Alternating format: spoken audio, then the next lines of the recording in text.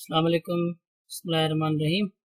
So students, last class में हमने जो है वो न्यूक्लियर फिजिक्स का इंट्रोडक्शन डिस्कस किया था, जिसमें हमने न्यूक्लियस का स्ट्रक्चर और उसकी properties, atomic number, mass number, ये चीज़ें हमने डिस्कस की थी। और एक एटम जो है उसको हम किस तरह रिप्रेजेंट कर सकते हैं वो हमने डिस्कस किया था।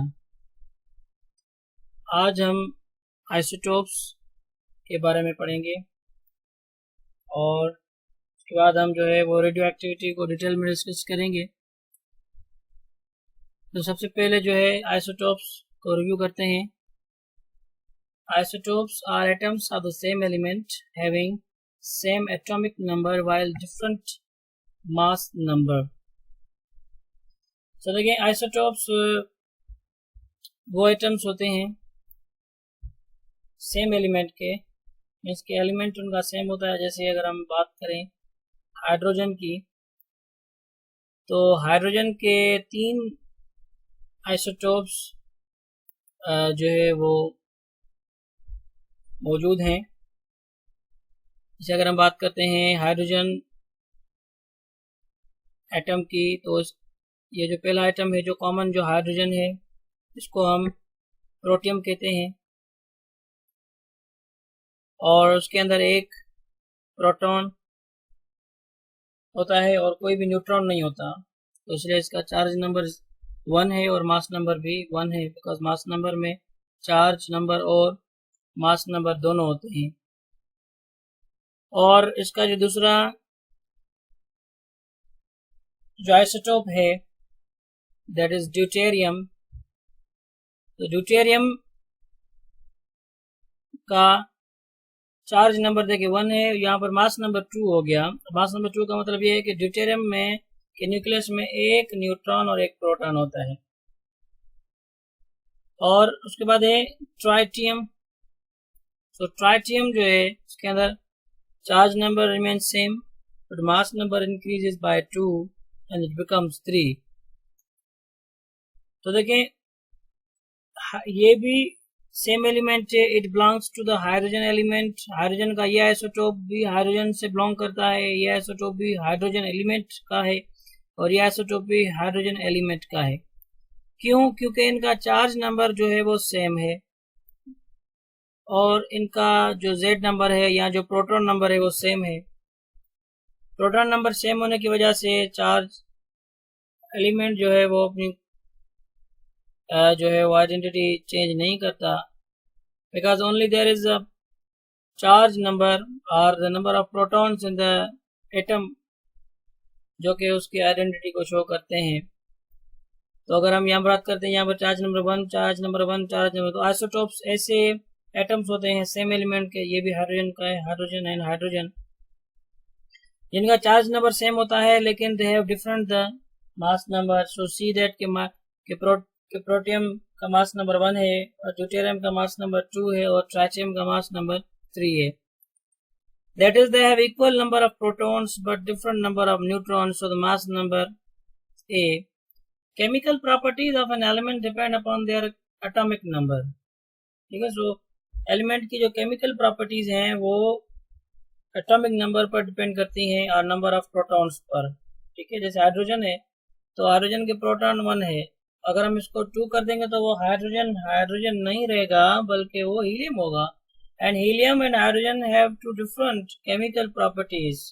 So every element is identified with their respective proton numbers. So their chemical properties are different.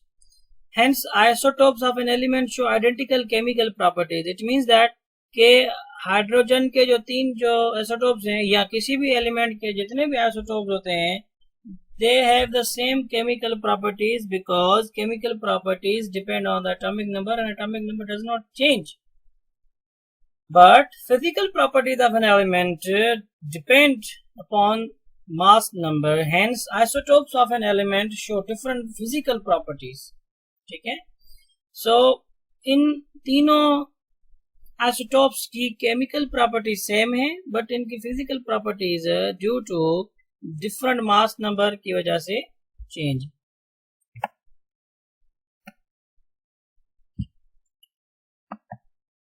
सो अब देखिए, एक एटम जो है वो स्टेबल और अनस्टेबल कब होता है, इससे पहले हम डिस्कस करके आए हैं कि जब एक एटम का इलेक्ट्रॉन जब ट्रांजिशन करता है, जब वो हायर शेल में चला जाता है, तो एटम अनस्टेबल हो जाता है, और स्टेबल होने के लिए that electron must return back to its ground state after emitting a photon of particular frequency. But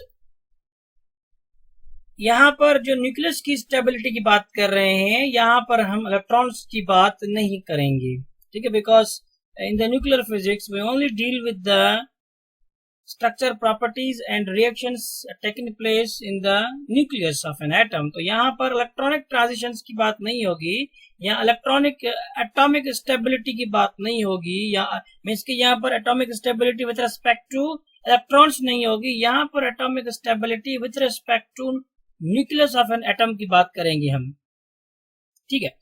अब देखें, जब हम प्रोटॉन्स मतलब कि हाइड्रोजन से लेकर जब हम आगे चलते हैं, hydrogen, helium and then lithium, उसके बाद और हमारे पास एलिमेंट्स आ जाते हैं with respect to their atomic number.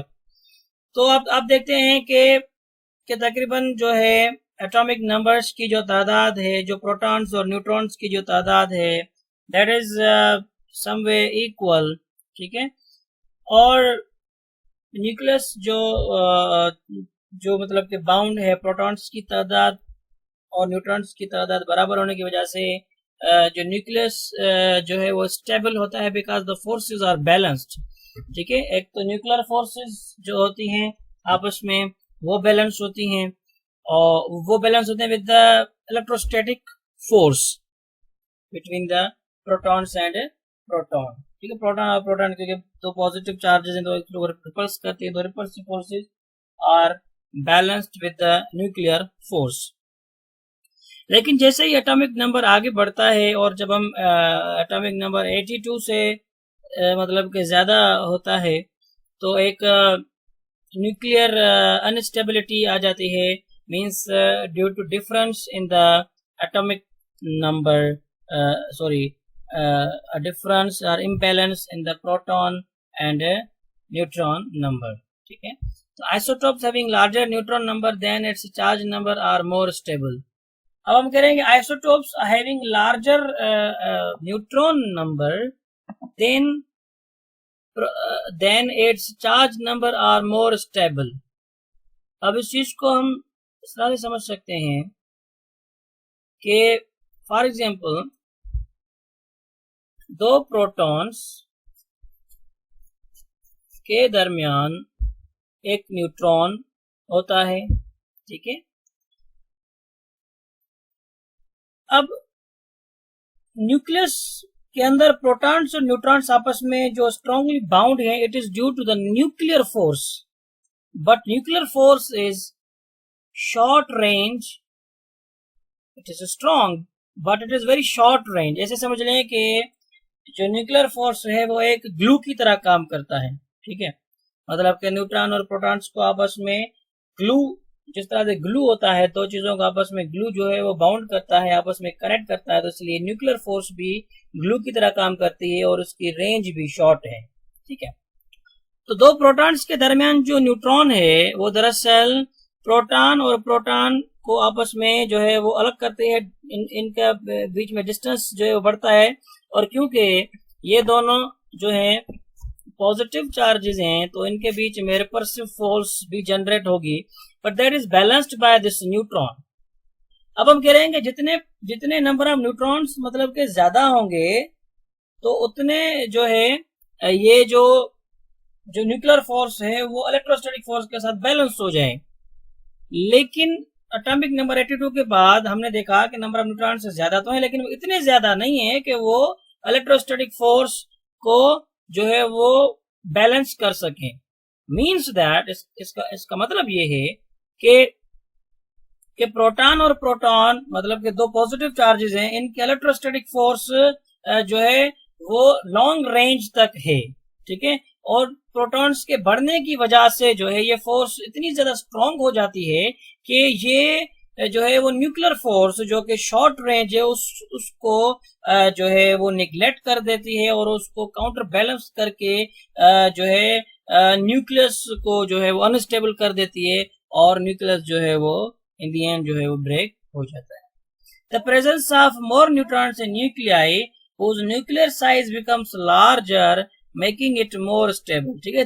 The presence of more neutron nuclei whose nuclear size becomes larger making it more unstable, ठीक है। तो जितने मतलब के न्यूट्रॉन्स भी मतलब के ज्यादा है तो उसका न्यूक्लियर साइज भी बढ़ेगा। अब न्यूट्रॉन तो बढ़ है लेकिन न्यूक्लियर साइज बढ़ने की वजह से जो है वो इलेक्ट्रोस्टैटिक फोर्स जो है वो हावी हो जाती है with respect to the nuclear force, ठीक है। तो अब क्या होगा कि जब imbalance of number of neutrons और प्रोटॉन्स होंगे तो उसकी वजह से जो है वो इम्बैलेंस की वजह से जो न्यूक्लियस है, जो हैवी न्यूक्लियस है वो अनस्टेबल हो जाएगा और अनस्टेबल होने की वजह से वो स्टेबल में आने की वजह से वो रेडिएशन को खारिज करेगा और ब्रेक होगा, क्योंकि न्यूक्लियस को बाउंड करने के लिए एनर्जी रिक्वायर्ड है और जैसे ही न्यूक्लियस ब्रेक होगा तो वो एनर्जी भी लूज होगी, मुख्तलिफ किस्म के जो है वो रेज जो है वो मतलब के खारिज होंगी, ठीक है।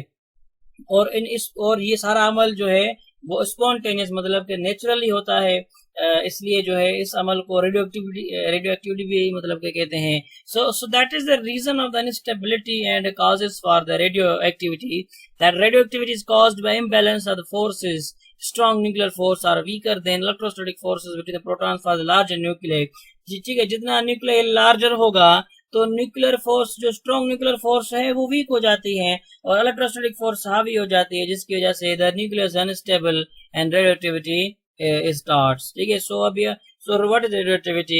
The process of emission of alpha, beta and gamma rays from the unstable nuclei of elements is known as radioactivity, ठीक है। so unstable जो न्यूक्लियाई है उसमें से जो मुख्तलिफ किस्म की रेज अल्फा, बीटा और गामा निकल रही हैं, इस अमल को जो है रेडियो एक्टिविटी कहते हैं, ठीक है। It may be also defined as the spontaneous disintegration of nuclei of atoms, ठीक है। एटम के जो न्यूक्लियाई हैं उनकी डिसइंटीग्रेशन मतलब के डिवीजन या वो मतलब के ब्रेक हो रहे हैं स्पॉन्टेनियसली मतलब के naturally. Radioactivity was discovered by the Henri Becquerel इन 1896. He found that uranium salt emits highly penetrating radiations. The process was found to be independent of external conditions such as temperature and pressure, ठीक है। मतलब कि इनका pressure या temperature पर कोई effect नहीं था, मतलब कि कम टेम्परेचर पर भी हो या लार्ज टेम्परेचर में हो, इनमें से रेडिएशन रेडियोएक्टिविटी होनी है। so elements with charge number greater than 82 और 83 आर नेचुरली रेडियोएक्टिव, ठीक है। तो 83 से 82 से जो लार्जर एटॉमिक नंबर्स हैं के एलिमेंट्स हैं वो नेचुरली रेडियोएक्टिव होते हैं। So the radiation emitted by radioactive nuclei contain the three types of radiation. If a small amount of radioactive substance is placed in a cavity drilled in a lead block and radiations emerging out of this cavity are allowed to pass through an electric field, it was found that the radiations is split into three parts. One part bends towards the negative plate, the second part bends towards the positive plate, and the third part passes undifracted through the electric field, ठीक है। तो एक मतलब कि small जो है एक piece of radioactive जो है वो सब्सटेंस लिया गया और उसको एक लेड ब्लॉक में रखा गया। सो लेड जो है जिसका एटॉमिक नंबर 82 है, it is the stable element है, इसलिए इसको यहाँ पे रखा गया ताकि ये मतलब फर्दर जो है यहाँ से कोई भी रेडिएशन काज ना हो, जितनी यहाँ से होनी चाहिए। तो यहाँ से ब्लॉक से जो है इस जो है रेडियोएक्टिव जो पीस ऑफ जो मेटल रखा है उसमें से मुख्तलिफ रेज निकली और यहाँ पे हमने इलेक्ट्रिक फील्ड अप्लाई की। यहाँ पर नेगेटिव प्लेट है, यहाँ पे पॉजिटिव प्लेट है, तो कुछ रेज जो है वो पॉजिटिव प्लेट की तरफ जो है वो डाइवर्ज हो गई और यहाँ पर जो है वो कुछ स्पॉट्स जो है जनरेट हो गए और कुछ रेज जो है वो नेगेटिव प्लेट की तरफ जो है वो मतलब कि डिफ्लेक्ट हो गई और कुछ रेज जो है वो बिल्कुल सीधा चली गई और यहाँ पे स्क्रीन थी वहां पे जो है वो अपीयर हुई। The part bending towards the negative plate consists of the positively charged called alpha particles, ठीक है। तो जाहिर है कि कि अपना नेगेटिव प्लेट की तरफ वही चीज अट्रैक्ट होगी जो कि पॉजिटिवली चार्ज होगा, और उसको फिर अल्फा पार्टिकल का नाम दिया गया। और जो जो रेज पॉजिटिव प्लेट की तरफ अट्रैक्ट हुई उनको फिर जो है वो नेगेटिव चार्जेस का नाम दिया गया और उसको बीटा पार्टिकल्स का नाम दिया गया। Whereas the undeflected part consists of neutral and highly penetrating electromagnetic waves called the gamma rays. Similar bending in three parts can be observed with the help of magnetic field applied perpendicular to the direction of the motion of this radiations. तो जो है वो magnetic field से भी जो है इनको deflect करवाया जा सकता है, क्योंकि जो मैग्नेटिक फील्ड की जो रेज हैं उनमें जो है वो अगर यहाँ से चार्ज अगर मूव करेगा so whenever the charge moves in the magnetic field it is deflected by that field, ठीक है। so alpha rays were deflected in right this direction and beta rays in this, but gamma rays became undeflected. So what are the properties of the alpha particles? Alpha particles are helium nucleus, ठीक है। helium nucleus का मतलब ये है कि there is the bare electrons, ठीक है। so अब जैसा कि helium nucleus के अंदर जो है हमारे पास दो जो है यहाँ पर देखिए दो, इसका चार्ज नंबर 2 है, मास नंबर 4 है, दो प्रोटॉन्स होते हैं इसके अंदर और दो जो है वो न्यूट्रॉन्स होते हैं। It is basically like this, ठीक है। तो यहाँ पर ऐसे 4 होगा, ठीक है, और यहाँ पर जो है 2He4। mass of an alpha particle is equal to the mass of the 2 protons and 2 neutrons। तो दो प्रोटॉन और दो न्यूट्रॉन को मिलाकर जितना मास बनता है वही मास अल्फा पार्टिकल का है। hence alpha particle is represented by 2He4, ठीक है। तो इसको मैं यहाँ पे करेक्ट करके लिखता हूँ 2He4, ठीक है। so 2He4। alpha particles have low penetration and high ionization power, ठीक है। low penetration मतलब कि जो है अल्फा पार्टिकल्स जो है वो यहाँ से टिश्यू जो है अगर हम रखेंगे यहाँ पर तो टिश्यू जो है उनको ब्लॉक कर देंगे, तो they can not pass through the tissue paper, ठीक है। और कुछ एयर के अंदर कुछ सेंटीमीटर्स के अंदर जो है वो मूव कर पाते, because they are the mass उनके पास जो है मींस के they are heavier particles, here particle rays, और उनके बाद प्रोटॉन न्यूट्रॉन्स है, तो इसलिए जो है वो ब्लॉक हो जाते हैं। बट अब क्योंकि चार्ज ज्यादा है, तो चार्ज ज्यादा होने की वजह से, तो दो प्रोटॉन्स होने की वजह से उनके पास चार्ज +2 है, तो चार्ज +2 जो है होने की वजह से आयोनाइजेशन पावर उनकी ज्यादा है। It means that they cannot penetrate into deep into matter, hence they can easily be struck by a thin sheet of aluminum, and while passing through matter they produce large number of ions. Since alpha particles are charged, therefore they can be deflected by electric and magnetic fields. Alpha particles produce fluorescence. Fluorescence का मतलब ये है कि किसी भी screen या sheet पर ये अपना जो है वो जो है शाइनिंग अपीयर कर सकते हैं। Properties of beta particles. Beta particles are fast moving electrons emitted from the radioactive nuclei. Fast तो आगे जाकर जो है वो पता लगाया गया कि beta particles are nothing but the electrons, ठीक है, negatively charge electrons. Their charge and mass equal to that of electron. तो बीटा पार्टिकल्स का चार्ज और मास इलेक्ट्रॉन के चार्ज और मास के बराबर है। Since they are charge particles therefore they are affected by the electric and magnetic fields as compared to alpha particles. They have more penetration and less ionization power. तो mass इनका कम हो गया, तो अब पेनिट्रेशन ज्यादा होगी और आयनाइजेशन कम होगी। Beta particles produce fluorescence. Beta particles have more conic energy than the ordinary electrons found in an atom. They are produced during radioactivity due to the disintegration of neutron into a proton and beta particle, ठीक है। तो जब neutron जब disintegrate होता है तो वो proton और बीटा पार्टिकल में डिके हो जाता है। Properties of the gamma rays. Gamma rays are neutral and high energy electromagnetic waves. Their frequency is more than the frequency of the X-rays. Since they are neutral, therefore they are not affected by electric or magnetic fields. They have very high penetration and very small negligible ionization power. They produce photoelectric effect when they fall on a suitable surface. Gamma rays are produced during nuclear reactions. An excited nucleus returns to ground state after emitting the gamma ray. They produce fluorescence. तो यहाँ पर जो है वो उसको show किया गया है मुख्तलिफ जो है। नाउ अब आपका होमवर्क जो है वो ये है कि आपने जो है आज जो हमने डिस्कस किया है 20 आइसोटोप्स से लेकर यहाँ तक, तो आपने जो है इनका 20 जो है वो MCQs जो है वो बनाकर मुझे जो है वो भेजने हैं, ठीक है। दिस इज योर होमवर्क, ठीक है। और कोई भी अगर आपके पास क्यूरी है तो आपने मुझे बताना है, जो है वो 20 MCQs बनाकर जो है वो मुझे भेजना है।